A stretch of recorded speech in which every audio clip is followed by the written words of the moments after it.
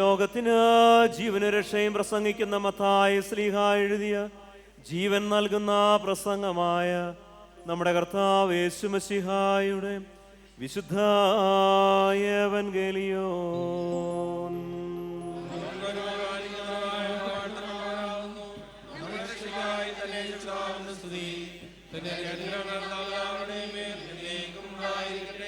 വിശുദ്ധ കന്യകമറിയാമിൽ നിന്ന് ജഡമെടുത്ത ദൈവമായി നമ്മുടെ കർത്താവും ദൈവവും രക്ഷിതാവുമായിരിക്കുന്ന യേശു മശിഹായുടെ നടപടിയുടെ കാലങ്ങളിൽ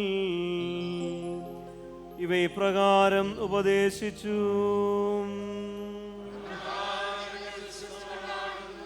അതിന് അവൻ സൃഷ്ടിച്ചവൻ ആദിയിൽ അവരെ ആണും പെണ്ണുമായി സൃഷ്ടിച്ചു എന്നും അതു നിമിത്തം മനുഷ്യൻ അപ്പനെയും അമ്മയെയും വിട്ട് ഭാര്യയോട് പറ്റിച്ചേരും, ഇരുവരും ഒരു ദേഹമായി തീരുമെന്നും അരുളി ചെയ്തു എന്നുള്ളത് നിങ്ങൾ വായിച്ചിട്ടില്ലയോ?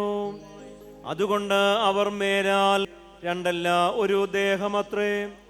ആകയാൽ ദൈവം കൂട്ടിയോജിപ്പിച്ചതിനെ മനുഷ്യൻ വേർപിരിക്കരുത് എന്ന് ഉത്തരം പറഞ്ഞു.